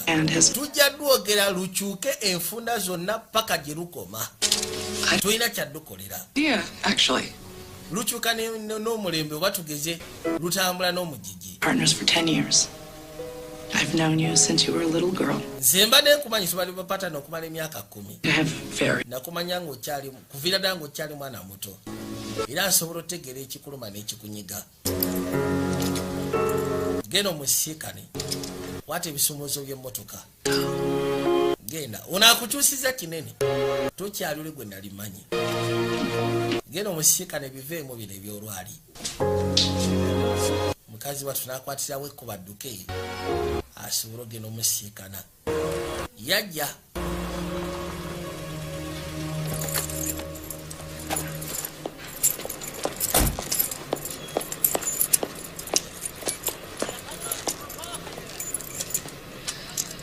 yasuuka ebbali kyava asooka atunula waaso n'anyiga akade. Hey, stranger. Ogamba kigwa omugwira. Just put up a fresh pot of coffee. Jangu mbadde n'akafuka kacyayi nyatumyemu fembi. Baatula ebbali ne bakuba olwali ne banywa ne kacyayi. So is Elliot? Kati Elliot. No, I got no idea where that brother might. Simanyi wa muganda wange gyali. You're saying he left? No. Kyogamba agenze bugenzi ko nedda teyagenze. I'm saying he took off this morning. Kyegamba nti yakedde ku makya n'atambula n'agenda simanyi wa gyalaze. I seen you a little dust up outside the hotel. It was on the internet. Yes. Nabirabye mwayomba ebweru wa hotel byabadde ku internet. Everyone has cameras on it. Manye ennaku zino buli omu yenna alina kamera oba si kyalina essimu okuli kamera. Well, you're probably really busy, so kyabikoli busy. I won't take up more of your time. Saagala kumalira budde. The coffee. You want I should tell Elliot you stopped? Oyagala mugambe nti oyitiddeko wano. Yes. Hey, omugamba mpitiddewo ko just simbadde njagala kulaba bwali. I'm not really sure why I came. Simanyi nnyo kale lwaki nzize naye. If you must say anything, tell him. Bw'oba oteekeddwa okubaako ky'omugamba mugambe. Most noticeable difference is how much more room there is. He really. Kigamba ku yafeesi. Space. Yeah. Ngeri gy'ate akyaliyo twebowamuko. And loud too. Manyi abadde ayogera nnyo. Amazing how much quieter things are. Kati waatali yafeesi tuli basirifu. Ene bwe tumumiisingamu. Been neglected, dude. Bwe kibadde kimulese eggambo ono agamba oli mutubadde tumumiisinga. Which is good because it's amazing how much. Bigambo byayogera bingi bingi. Now that he's not around. Engeri gy'ataliiwo tuli awo. Perhaps it's better if you say nothing at all. Oba osanga kisingako n'otobaako ky'omugamba. Eki ky'abataŋŋamba. Yeah? Gwe. Professor Higgins? Professor Higgins. Gamba ki? Sebo yamwita na Professor Higgins. How are you? Oli otya? Quite well. Nze sina tabu ndi bulungi mbadde nveeyo mbanga kunoonya ku bulimu. Nakuze sebo naye yeesa amasuuti. I guess I should be getting back to the office. Ndowooza kati nkwate kubuzire ku yafeesi. Say hi to Colleen. Ndabira Colleen bambi. Just her? Just yeka. Well, I think the ndowooza biggest difference to me now isn't how I mutuufu kindeetedde okulabawo enjawulo. treated. Ye muntu yekka eyampisa nga gentleman omulundi gwe twasooka osiikana. But Dandi gwe wantwalanga experiment naye ye yampisanga nga gentleman. Oh, for crying out loud! Katonda watu That way. nze abantu abasinga bonna mbayisa bwentyo. Yayomba onaalaba. I really should go. Obadde nga mugamba nawe tositwala nga kikulu naawe. Ebyo bibaawo abantu nze bwentyo bwe mbatwala sigamba nti mbakuzalayi. Ono yawulira busungu. Kuba kisegedde oli ekibadde kimulese tewakyalo ono. Bwokya bbulo. Kati onkubira naye nkyakwongera ku ttamano. Genda omufune gasiya. Tini kamanyi. Genda! Go! Hanzije nno. Nagamba olwo ejulya ssaawa ag'obuzaale. Why? I have a proposition. Nyina ekiteeso. I'm listening. Mpuliriza. You were right. Wabadde mutuufu. And I decided I should do something. Era nange nasizeewo ne ngamba kambeeko kyenkola. The political consultant. Kati mbadde nkwata ekkubo genda mu maaso nga neebuuza ku basajja abakulu abaludde mu byobufuzi. Ne bagamba Agree that he's vulnerable to the right candidate. nti waliwo ekifo ky'obwa meeya. Candidate. I'm not. Nze sobola kubeera candidate wa kwega ku kifo ekyo. The idea is it's just naye ate gwe ebirowoozo by'osobola ogezaako bitwala. well, it's just a fact, but it's a fact I can help you with. Nsobola okuyamba bw'oba oyagala kukyusa mbeera nsobola okuyamba n'okyusa embeera. For Congress and those embarrassing internet videos. No, well, that's a funny. Already nabadde ku bwa Congress nswadde nebyo si bikulu ebintu ebyo bikutambuza nnyo abantu bakutegedde. The words and phrases. Ntuuse emmanga eri mu basajja ng'ebigambo bye wali oyagala okutereeza mu bantu sebo bye bakozesa kati. Bakyusizza olulimi. Someone I'd like to have a beer with. Osegera kati boogera nga bwe bandibadde boogerera ddala oluzungu olutegerekeka. Really? Okakasa byoyogerako bitegeeza. Now, kati just gotta find someone who can teach you about beer. tugenda kufuna omuntu alina okuyigiriza ku kya bbiya. Bowling. I'd really like to get better. Ate bowling nandyagadde njike bowling. Akagambye ekikulu kya byonna gwe kuyigiriza kalakita z'abantu aba bulijjo kyo kyangu. Naye gwe ekyokubeera candidate mu byobufuzi ate gwe oli perfect okusinga nze. Era kino ekibadde kikweraliikiriza mbu simanyi enjogerayo abantu nzibu tebakutegeera abantu bakutegeera. Nsikanya abasajja abamanyi ebyobufuzi. Eryemanga baŋŋambye enjogera gye boogera yennyini ogiwulira nti kati bagenda bejjamu ebigambo ebiriwo ennaku zino. Bakozesa ebigambo ebiteekeddwa okukozesebwa mu luzungu. Bwe batyo ne bayitawo. Gambye tubadde kayitibwa makeover VJ Junior nga bulijjo. Nalaba kaddamu sigala ng'otudde. Ku lwa King Sports Bet Limited, Keren Property Consultancy, Man Technology, Basalima Research Center, Mpozi ng'ogasseko n'abalala. Mweraba.